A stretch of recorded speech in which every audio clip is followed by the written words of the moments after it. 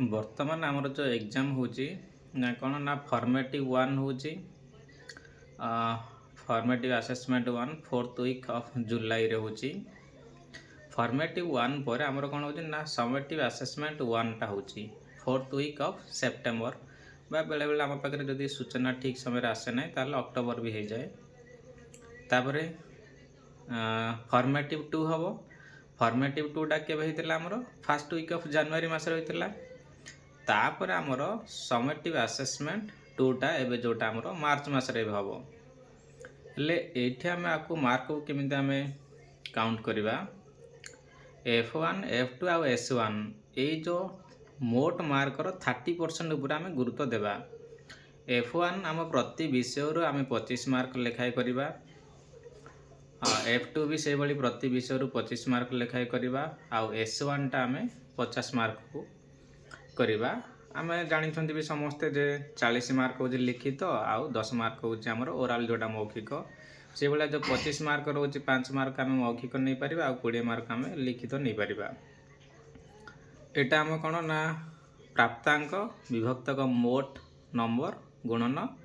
30 आमे जेहेतु शतकड़ा 30 ऊपर गुरुत्व दउचंदी कार गुरुत्व दउचंदी ना F1 F2 आ S1 रो तेणु करी आमे 30 सेठी गुणन करले। तापर एबे आसीबा आमे लिखित को आसीबा। लिखित कौन ना आमर 10 मार्क को हम आ प्रकल्प 20 मार्क आमे दुईटा लिखित देबा दुईटा प्रकल्प देबा पंचम श्रेणी पे 10 आ 20 दुईटार जोटा भल होइछि से मार्कटा को जेतेला आमे काउंट करिया नेबा किंतु खाता आमे लिखिबा दुईटा जागर पुणी एटा भी से भलिया प्राप्तांक विभक्तक मोट नंबर गुणन जेते जो शतकड़ा गुरुत्व जेहेतु 10% ऊपर आम गुरुत्व दौरान तेणुक माने किसी जन सार कहते तो यहाँ तो डायरेक्ट पलि आसला कहीं आम यहाँ लेकिन हाँ शतकड़ा उपर जो आम गुरुत्व दौरान ताहले आम जो बाहर करवा यहाँ सेम आसो है कि से अनुसार आप लिखे। तापर S2 जोटा हम मनकर 50 मार्क आम प्रति विषय यहाँ करेंगे है कि प्रति विषय आम 50 मार्क हम मनकर गोटे विषय पिला 50 रु 30 आनी आमर आनुआल एग्जाम तार पंचम श्रेणी 40% उपर गुरुत्व देवा तेणुक 40 उपर मुझे मल्टीप्लाई करी 30 विभक्तक 50 गुणन 40 24 आसला। जदि दशमिक पर किसी दशमिक संख्यार आसी ताहले आपण ता पर संख्याटा नहीं जिवे है कि सूचना आमर MCM रे भी कह जाय समस्त को सर्वमोट कौन करेंगे F1 F2 आउ S1 सॉरी S2 लिखाई जाए F1 F2 S1 ता सहित आमर जो लिखित दुईटार गोटा को नेबा जोटा बेस्ट पिलार भल होइछि तार प्रकल्प भी गोटा को नेबा जोटा भल मार्क आसी आउ S2 टा नेबा एटा मिसेला पर जदि एबे वर्तमान पिलार 60 मार्क होछि ता पे किछ असुविधा नै जदि प्रति विषय रु के विषय जदि तार 30 मार्क रु कमी जाउछि ताहले पिला कौन करिवो ना आउ थरे से 4 सप्ताह आमर पढ़िबो सेते बेले आमर पढ़िबो जो सेते बेले केवल आमर जो पाठ पढ़िबो तारी ऊपर जो एग्जाम हबो से मार्क को आमे विचार कर नेबा आ जो इंटरनल असेसमेंट सेटा जो 60% आमर F1 F2 S1 रो 30 आ लिखित आ प्रकल्प रो 30 दी जामी से 60% जो देला सेटा को गुरुत्व सेते बेले देबानी जो एग्जाम होइतिला सेही मार्क रो केवल आमे ताको विचार को नेबा जदि ये दशमिक जदि किसी संख्या आसे ताहले आपण ता पर संख्याटा को नहीं जिवे। एबे कथा आसे जे हमर जो कौन आसे ना F1 F2 आ S1 है कि आमर F1 रे प्रति विषय आमे 25 मार्क को करवा भाषार 25 गणितर 25 इंग्राजीर 25 परिवेशटा उपर टिके आमे विचार करवा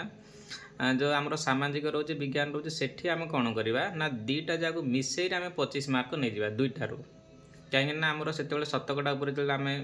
गुरुत्व माने देबा सेते बेले ठीक आसो जेते बेले आमे अलग अलग किसी नहीं जावा ताहले आमर सेते बेले टिके भूल भाल हो पारे आ चित्रांकन भी आमे 25 नेबा F1 पे 25 F2 पे 25 आ S1 पे 50 नेबा है कि भाषा पे 50 गणित पे 50 इंग्राजी पे 50 परिवेश सामाजिक विज्ञान दीटा को मिसई 50 नेबा। हाँ आपड़ ये कौन करें ना जो 25 फॉर्मेटिव पाई नौचंदी कौन करेंगे ना लिखित पाई 20 आ ओराल पाई 5 नेबे आउ ये आम करवा। अष्टम श्रेणीटा देखो अष्टम श्रेणीटा 50-50 है कि अष्टम श्रेणी भी आपड़ F1 F2 S1 ର 30% ଉପରେ ବାହାର କରିଦେବେ, ଲିଖିତ 5% ଆଉ ପ୍ରକଳ୍ପ 15, ଆଉ S2ଟା ଟିକେ ରଖିଥାନ୍ତୁ, ସେଇଟା 50% ଉପରେ ତାର ବି ଏମିତି ଗୁରୁତ୍ୱ କହିଛନ୍ତି,